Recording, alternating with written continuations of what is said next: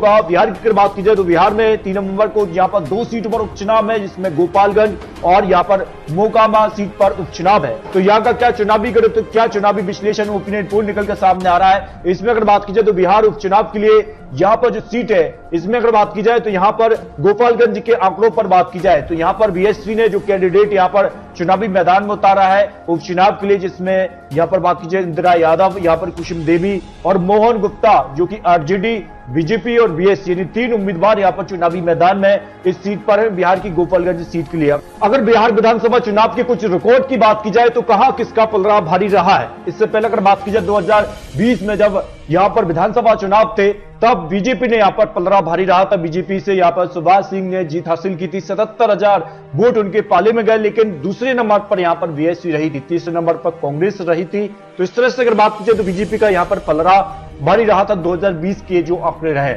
अगर बात की जाए 2015 में भी और 2010, 2020 में, यानी 3 बार यहाँ पर बीजेपी से यहाँ पर सुभाष सिंह, जो भारतीय जनता पार्टी ये बड़े नेता थे, वो यहाँ पर जीते रहे। जबकि अगर बात की जाए 2005 में यहाँ पर जो है यहाँ पर बहुजन समाजवादी पार्टी का कब्जा रहा है। और ऐसे में इस बार किसका पलड़ा भारी नजर आ रहा है, जो आंकड़े यहाँ पर बनते नजर आ रहे हैं, तो यहाँ पर गोपालगंज विधानसभा उपचुनाव के लिए जो यहाँ पर बिहार की सीट है, इस पर किसका पलड़ा भारी नजर आ रहा है। कुसुम देवी यहाँ पर बीजेपी उम्मीदवार हैं, जबकि यहाँ पर बात की जाए तो इंदिरा यादव बीएसपी, यानी 2 ही कैंडिडेट में यहाँ पर चुनाव देखने को मिलेगा। आमने सामने की टक्कर यहाँ पर देखने को मिल सकती है। लेकिन बिहार के लिए जिस प्रकार से यहाँ पर सरकार बदल चुकी है, अब आरजेडी प्लस जेडीयू सरकार में है, तो इसका फायदा क्या आरजेडी जेडी से भी यहाँ पर मिलेगा। त्रिकोणीय मुकाबला भी हो सकता है। फिलहाल यहाँ पर बीजेपी और यहाँ पर बीएसपी और आरजेडी यानी महागठबंधन के बीच यहाँ पर त्रिकोणीय मुकाबला देखने को मिल सकता है। गोपालगंज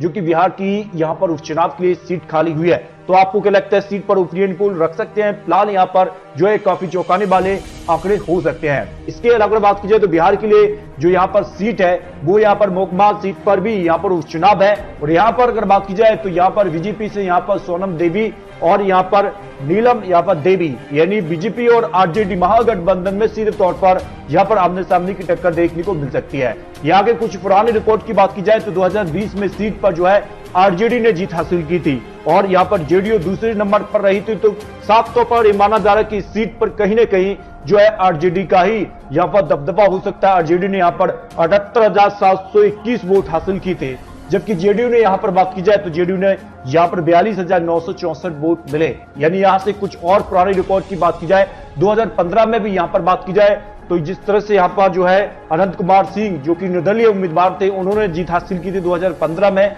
और 2010 की बात की जाए तो यहाँ पर जेडीयू से अनंत कुमार सिंह ही यहाँ पर जीते थे। तो इस तरह से अगर बात की जाए तो सीट पर जो पलड़ा भारी नजर आ रहा है, वो यहाँ पर आरजेडी से नीलम देवी यहाँ पर चुनावी मैदान में है और इनका ही पलड़ा यहाँ पर भारी नजर आ रहा है। उपचुनाव की जो चुनावी विश्लेषण है, चुनावी जो आंकड़े बन रहे हैं, उसमें आरजेडी